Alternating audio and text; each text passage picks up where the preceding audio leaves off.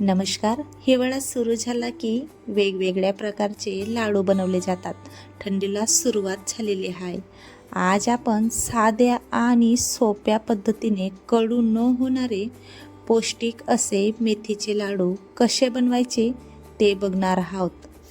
घरातील लहानांपासून तर मोठ्यांपर्यंत अगदी आवडीने खातील असे हे लाडू बनून तयार झालेले आहेत. पहिल्याच प्रयत्नात अगदी परफेक्ट चवीचे मेथीचे लाडू कसे बनवायचे यासाठी व्हिडिओ शेवटपर्यंत नक्की पहा. चला मग आता आपण 100 ग्रॅम मेथी भाजून घेऊया. मेथी आपल्याला जास्त भाजायची नाही. 1-2 मिनटं फक्त ही मेथी गरम होईपर्यंत आपल्याला भाजायची आहे. म्हणजे जर सरळ भाषेत म्हटलं तर फक्त आपल्याला मेथीचा ओलसरपणा असतो तो कमी करून घ्यायचा आहे. म्हणजे हलकीशी मेथी गरम झाली एखादा मिनिटमध्ये तर गॅसची फ्लेम बंद करायची आणि हाताने चेक करून बघायचं की मेथी आपली मस्त अशी गरम झालेली असेल तर लगेच एका ताटामध्ये ही मेथी काढून घ्यायची. जास्त आपण मेथी भाजत बसलो तर लाडू कडवट होतात. जास्त मेथी भाजल्याने मेथीच्या कडवटपणा जास्त होऊन जातो, म्हणून लाडू कडवट असे लागायला लागतात.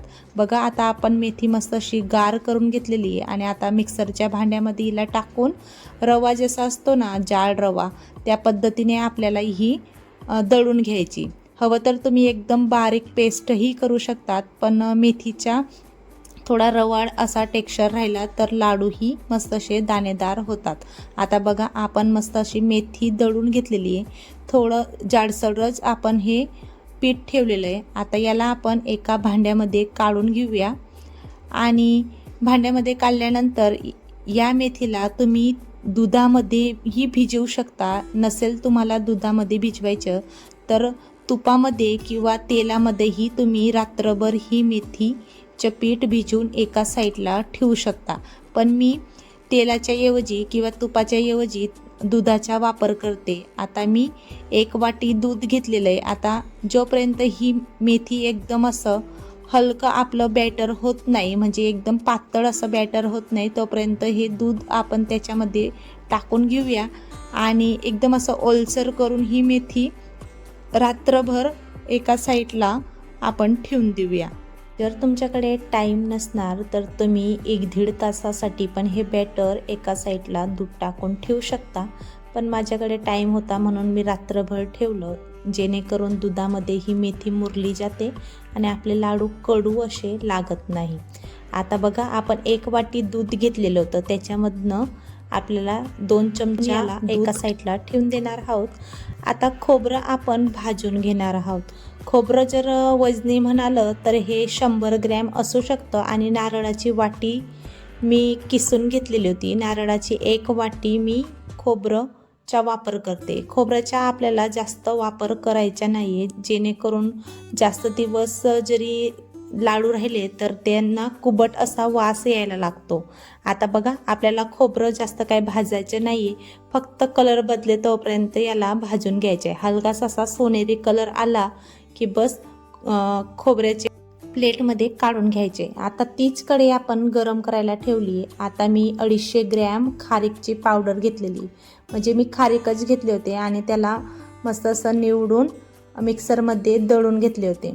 हवं तर तुम्ही रेडीमेड खारीकची पावडरही घेऊ शकता आणि खारीक घेऊन घरीही तुम्ही खारीकची पावडर बनवू शकता. आता 250 ग्रॅम आपण खारीकची पावडर, फक्त हिला पण ओलसरपणा असतो म्हटल्यावर थोडी गरम करून घ्यायची. जास्त हिला भाजायची गरज नाही. हलकी गरम झाली 1 मिनिटपर्यंत तर बस लगेच हिला आपण एका साईडला काढून घेणार आहोत.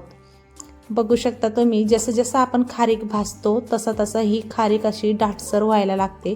आता खारीक आणि खोबरं आपलं भाजून तयार झालेलं आहे. आता याला गार होण्यासाठी आपण एका साईडला ठेवून देऊया.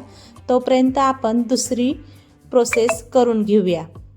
आता त्याच कढईमध्ये मी 1-1.5 चमचा तूप टाकणार आहे. हवं तर तुम्ही तेलाचाही वापर करू शकता. जर बघायला गेलं तर खानदेशामध्ये जेव्हा लाडू बांधले जातात मेथीचे, तेव्हा ते शेंगदाण्याचे तेल किंवा दुसरं कुठलं सुवासिक तेल असतं त्याचा वापर केला जातो. पण मी तुपाचा वापर करते. आता तूप मस्त गरम झालेलं होतं, 100 ग्रॅम आपण काजू असं कलर बदलेपर्यंत आपल्याला भाजून घ्यायचे. हलके असे सोनेरी सोनेरी असे स्पॉट यायला लागले की आपले काजू भाजून तयार झालेले आहेत. आता त्याच कढईमध्ये मी तूप घातलेलं आहे. त्याच्यामध्येच मी 100 ग्रॅम बदाम घालून मस्त असे त्यांना पण भाजून घेणार आहे. आता बघू शकता तुम्ही आपलं काजू आणि बदाम भाजून तयार झालेले आहेत. 100 ग्रॅम आपण पंपकिन सीडचा वापर करतोय, म्हणजे याला टरबुजाच्या बिया असंही म्हटलं जातं. आता यांना आपण मस्त खरपूस होईपर्यंत भाजून घेणार आहोत. हवं तर तुम्ही ड्रायफ्रूट्स तुमच्या आवडीनुसार तुम्ही कमी जास्त करू शकता. मखाने घालतात काही लोक, मखानेही तुम्ही घालू शकता. पिस्ताचे बिया किंवा अक्रोट वगैरेही तुम्ही घालू शकता. बट मी 4च प्रकारचे ड्रायफ्रूट्स घेतलेले आहेत. आता बेदाणे होते 100 ग्रॅम, ते मी घातलेत. थोडेसे टपुरले झाले की समजून घ्यायचं बेदाणे पण मस्त असे भाजून झालेले आहेत, म्हणजे गरम झालेले आहेत. कारण की त्यांना थोडी जरी वाफ लागली तर ते असे टपुरले होतात. बघा आपले ड्रायफ्रूट्स मस्त असे खरपूस असं भाजून तयार झालेले आहेत. आता यांना आपण एका प्लेटमध्ये काढून घेऊया.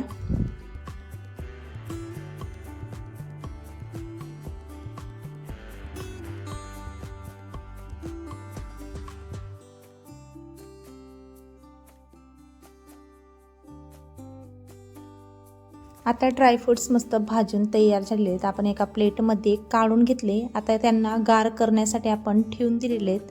त्याच कढईमध्ये मी अजून थोडं तूप घातलं. तुम्हाला सगळ्यात शेवटी मी तुपाचा अंदाज सांगेल की आपल्याला एकूण किती तूप लागलं, बरोबर. आता चला आपण पुढची कृती करून घेऊया. आता मी 1.5 चमचा तूप घातलेलं आहे, मस्त असं गरम झालेलं. त्याच्यामध्ये आता 50 ग्रॅम आपण डिंकाचा वापर करणार आहोत. डिंकाचा वापर तुम्ही याच्यापेक्षा जास्तही करू शकता. हवं तर तुम्ही 100 ग्रॅम डिंकाचा वापर करू शकता. पण माझे लाडू थोडेच असल्यामुळे मी 50 ग्रॅम डिंकाचा वापर केलेला आहे. आणि जेवढं मी मेजरमेंट दाखवलं त्या पद्धतीने 50 ग्रॅम डिंक हे भरपूर होतं. आता डिंक मस्त आपल्याला तळून घ्यायचे. डिंक तळणं खूप महत्त्वाचं आहे, कारण जर अधूनमधून डिंक जर असं कच्चं राहिलं तर दाताखाली येतं. म्हणून डिंक थोडं व्यवस्थितच आपल्याला तळून घ्यायचे. आता बघा आपलं डिंक तळून मस्त असं झालेलं आहे. किती छान असं टप्पूरलं डिंक फुलून तयार झालेलं आहे. आता त्याच तुपामध्ये आपण सगळं डिंक एकसारखं तळून घेणार आहोत. आपलं सगळं डिंक तळून आता तयार झालेलं आहे. आता याला आपण एका प्लेटमध्ये काढून घेऊया. आता आपलं खारीक, खोबरं, डिंक आणि सगळे ड्रायफ्रूट्स भाजून तयार झालेले आहेत. आता हे गार होत आहे, तोपर्यंत आपण पुढची कृती करून घेऊया. रात्रभर आपण मेथी दुधामध्ये भिजवून ठेवलेली होती. ती मेथी पण मस्त अशी फुलून गेलेली आहे, बघू शकता. जेव्हा आपण भिजवली होती तेव्हा ही मेथी कम होती, आता जास्त होऊन गेलेली, म्हणजे ही मेथी फुलून गेलेली आणि हिचा कडवटपणा खूपच जास्त असं कमी झालेला आहे. आता कढईमध्ये थोडं तूप घातलं, म्हणजे मोठे 2 चमचे मी तूप घातलं. आणि या मेथीला आपण आता एकदम कमी फ्लेमवरती भाजून घेणार आहोत. बघू शकता एकदम ही मेथी थोडी ओलसर वाटते आपल्याला, म्हणजे असं घट्टसर ही मेथी वाटते. पण जोपर्यंत आपण भाजू तोपर्यंत ही मेथी मस्त अशी मोकळी मोकळी होईल. आणि आपल्याला एकदम कम फ्लेमवरती, म्हणजे अर्धी फ्लेम ठेवा, कमपेक्षाही कम ठेवा. त्याच्यावरती आपल्याला 15 ते 20 मिनटं ही मेथी रंग बदले तोपर्यंत आपल्याला भाजून घ्यायची. बघू शकता आधी आपण जेव्हा टाकली होती भाजायला मेथी तेव्हा एकदम असं दाटसर होती आणि एकदम असे खळे तिचे होते. आता जशी जशी भाजली जाते तशी तशी मेथी एकदम दाणेदार अशी आपली भाजून तयार होते. आता 20 मिनिटानंतर आपण बघू शकता की मेथीचा कलरही मस्त असा बदललेला आहे. बदामी रंग येईपर्यंत आपल्याला मेथी अशी भाजून घ्यायची. आणि आता चला मग आपण ही मेथी एका प्लेटमध्ये काढून घेऊया. आता मेथी आपली भाजून तयार झालेली आहे. आता हिला गार होण्यासाठी एका प्लेटमध्ये काढून एका साईडला ठेवून देऊया. तोपर्यंत आपण दुसरी कृती करून घेऊया. आता त्याच कढईमध्ये मी अर्धा कप तूप टाकते. मी पहिले पण सांगितलं तुपाच्या ऐवजी तुम्ही तेलाचाही वापर करू शकता, पण मी तुपाचा वापर करते. अर्धा कप तुपामध्ये आपण 2 कप भरून गव्हाच्या पिठाचा वापर करतोय. आता पिठाला पण मस्त असा बदामी रंग येईपर्यंत आपल्याला भाजायचं आहे. आणि जसं जसं आपण पीठ भाजतो, आता दिसायला तर ते पीठ असं कोल्डसर आपल्याला वाटते, म्हणजे कोल्ड वाटते, पण आपण जसं भाजत जाऊ तसं तसं हे पिठाला असं ओलसरपणा येत जाईल, म्हणजे तूप वरती तरंगायला लागतं. आपल्याला एकूण 15 ते 20 मिनटं हे पीठ भाजायला लागणार आहेत. आता बघू शकता तुम्ही मस्त पीठ आपले असं थोडं कोल्डच वाटतंय आता, म्हणजे असं सुक्क पीठ वाटतंय. पण तुम्ही पुढं पाहणारच तुपामध्ये आपण जेव्हा पीठ भाजतो त्यावेळेस कसं असा मस्त ओलसर हे पीठ दिसायला लागतं. आता बघू शकता तुम्ही बऱ्यापैकी तुपामध्ये आपण पीठ भाजल्यानंतर असं ओलसर हे पीठ दिसायला. आता बऱ्यापैकी आपलं पीठ भाजून तयार झालेलं आहे. हलका असा आपला बदामी रंग पिठाला येऊन गेलेला आहे. आता 2 मोठे चमचा पोहा खाण्याच्या आपण खसखसाचा वापर करतोय. आता पिठामध्येच आपण खसखस टाकून दिलेली आहे. वेगळी खसखस काही आपण भाजली नाही, कारण ती वेगळी भाजल्याने थोडी खसखस करपूही शकते. आता बघू शकता मस्त असं तूप वरती तरंगायला लागलं. आपलं पीठही मस्त असं भाजून तयार झालेलं आहे. आता पीठला आपण ड्रायफ्रूट्सवरती टाकून देऊया आणि हे थोडं आपण गार होईपर्यंत ठेवूया. आणि सगळं साहित्य आपलं भाजून किंवा तयार होऊन झालेलं आहे. आता याला आपण एका साईडला ठेवून देऊया गार होईपर्यंत आणि मग दुसरी कृती करूया. आता पीठ पण बऱ्यापैकी अशी गार झालेली आहे आपले आणि ड्रायफ्रूट्स तर गार झालेलेच.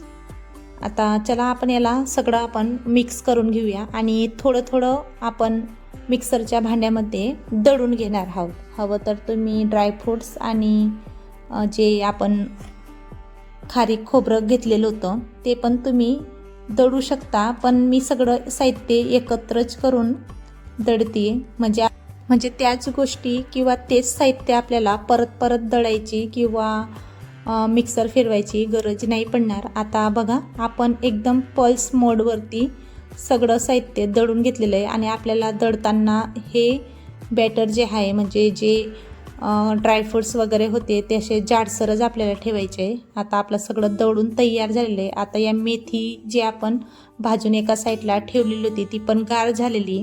आता मेथी पण आपण त्याच्यामध्ये मिक्स करून घेणार आहोत आणि मिक्स केल्यानंतर जे आपण डिंक भाजून म्हणजे तळून घेतलेलं होतं ते डिंक पण आपण काही दळलं नाही. आता आपण जेव्हा लाडू वळणार ना त्यावेळेसच हे डिंक असतं मस्त चुरलं जातं, म्हणून आपल्याला जास्त काही मेहनत करायची गरज नाही पडणार, म्हणजे डिंक वेगळं दळायची काही गरज पडली नाही. आता बघा आपण सगळं साहित्य असं मिक्स करून ठेवून दिलेलं आहे आणि दुसऱ्या साईडला मी कढई तापवून घेतली. कढईमध्ये 1 कप मी तुपाचा वापर केलेला आहे. 1 कप तुपामध्ये 1.5 कप मी गूळ घालते. गुळला आपल्याला जास्त भाजायची गरज नाही, म्हणजे याच्या पाक वगैरे काय करत आपल्याला बसायचं नाही.